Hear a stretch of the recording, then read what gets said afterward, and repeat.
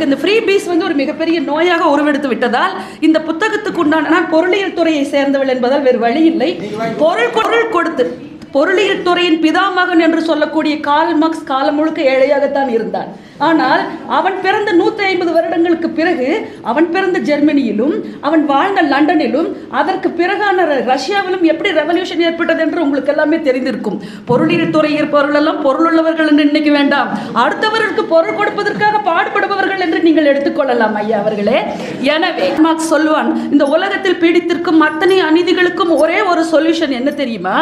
வியர்வை ஒன்றுதான். உங்கள் தலையெழுத்தை மாற்றக்கூடிய நீர் ஒன்று இருக்கிறது என்றால் அது உங்கள் வியர்வை என்று சொன்னானே.